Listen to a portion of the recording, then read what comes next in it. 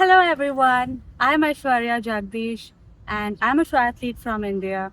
Welcome to my YouTube channel.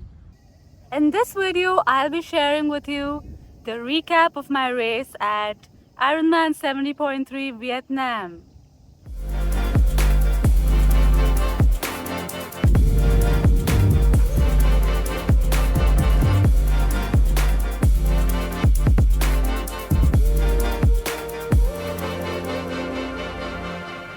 Ironman 70.3 Danang, Vietnam. This race is so special to me because this was my first 70.3 race ever. That was last year. This year again, it's my first ever race for the year. So it's a race that I'm very excited about. Just wrapped up the first practice swim of Vietnam, and yeah, the seas were quite not very choppy, but there were a lot of waves. And I also tried out my goggles, they fit perfectly. Now we're heading out for breakfast, get some food, and probably to the Expo next.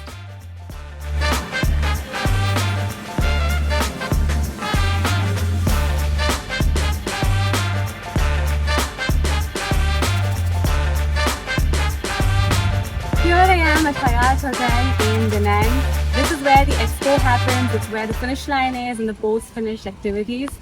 And I'm super excited for the race. It's 2 days from today. And this race is like very special to my heart, I think, because it was the first 70.3 I ever did last year. And I finished it in about 6 hours and 6 minutes. So hopefully this time I can crack a better time. I also just finished an interview. This was for the A-list participants. And A-list is basically the set of participants who get to start first on the race day. It'll be a 5:45 a.m. start. So yes, now we're heading to the expo and looking forward for some bib collection and yeah, getting in ready, getting in set for the race.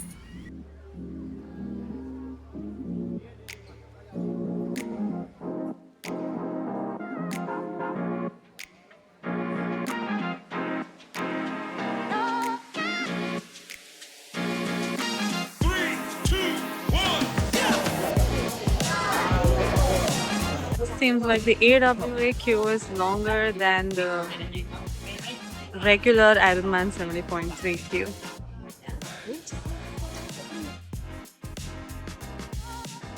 I'm adding the stickers on my helmet and my bike right now. They're getting all jazzed up for the race tomorrow. I'll be leaving Noah my bike at the bike check-in and transition overnight today, and I'll be meeting him tomorrow morning before the race and setting him up again.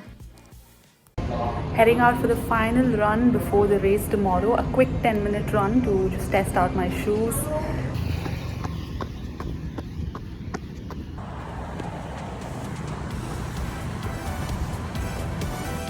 So walking back to the hotel now, yes, the weather is quite hot and humid, but the shoes are great. And it's the first time I'm trying the Alpha Flight 3. I got it all the way from London, so I'm pretty excited to run and race with it tomorrow. It's also said that the swim is quite choppy, so there is a chance that it might get cancelled. But let's see what happens tomorrow morning.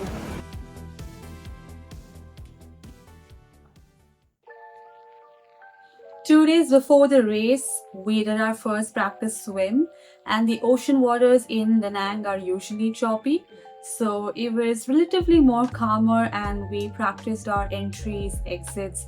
We also did about 30 minutes of swim in the ocean, and it was pretty good. But one day before the race, it got extremely rough.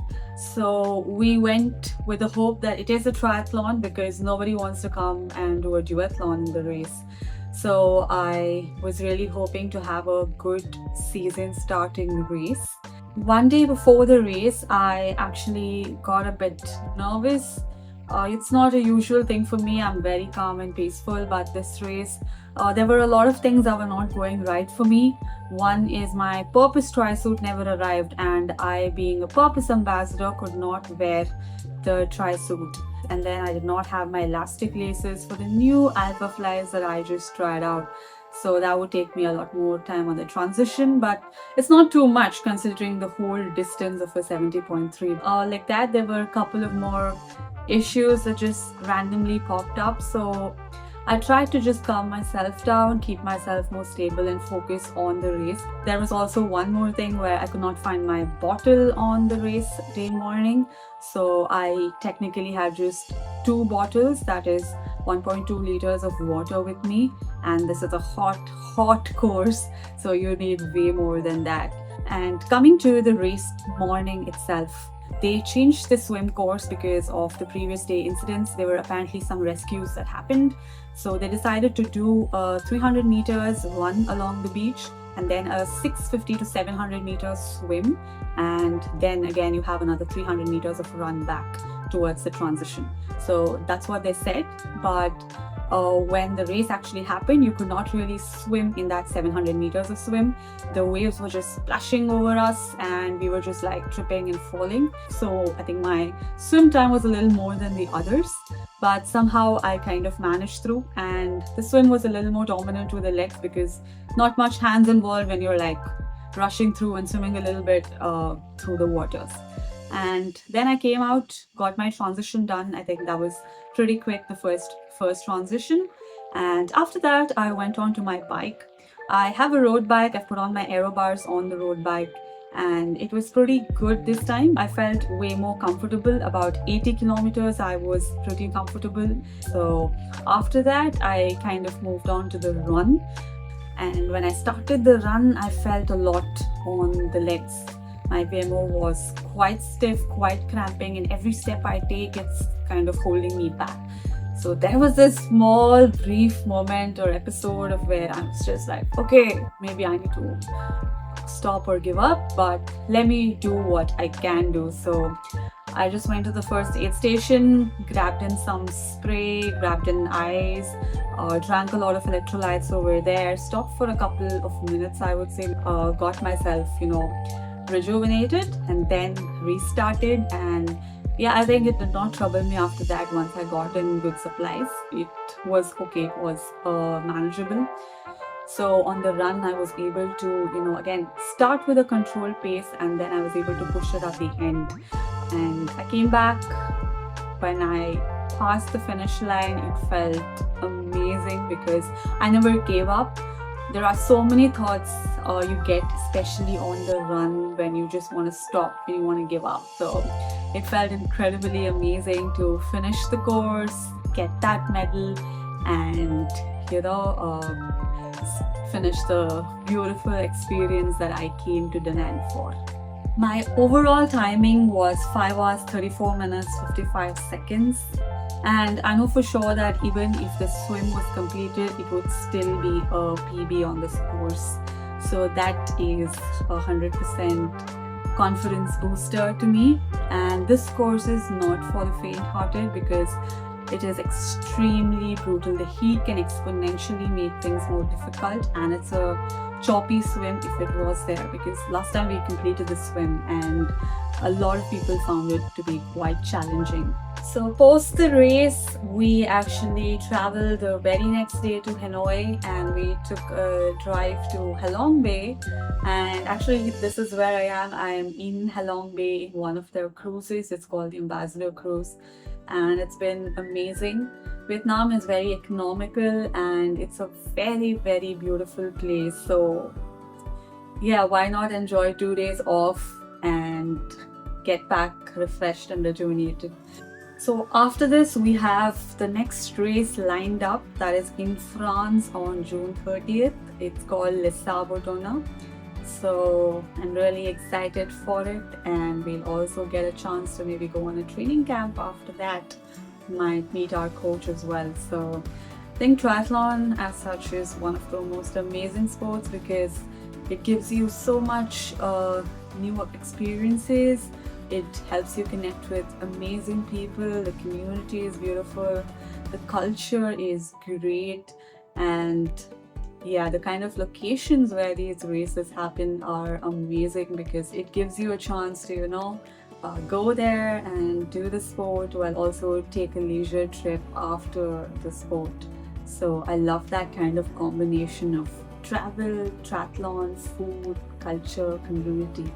And the sport is beautiful, brilliant, yet obviously it's very, very challenging. So I think the mix of all that is amazing. Let's also meet the podium finisher of the race, and you can check what he's doing.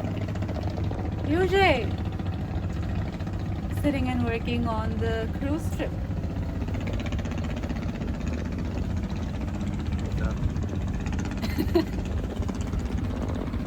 This is the very beautiful Halong Bay, and we are on a cute little kayak.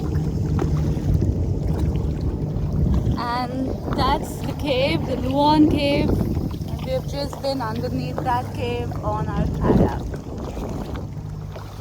So beautiful around here. A flight booking from Bangalore to Danang and Hanoi to Bangalore was about 44,000 for two people, and the flight from Danang to Hanoi was about 16,000 for two people, including bike packs. We first stayed at Olalani Resort for 4 nights, and that cost us about 25,000. And in Halong Bay, we first stayed in Windpearl Resort, and that was about 7,000 rupees per night. We then moved to Ambassador Cruise, and that cost us about 25,000 per night. And the cab from Hanoi to Halong Bay was about 7,000 rupees per side, and the total food cost for the whole trip was about 3,000 per day, which was about 20,000. And the massage costs were about 15,000 for the whole trip. Yeah, it was a lot, but super fun as well. Thank you so much for watching the video. If you do like it, don't forget to drop a comment or subscribe on the channel as well.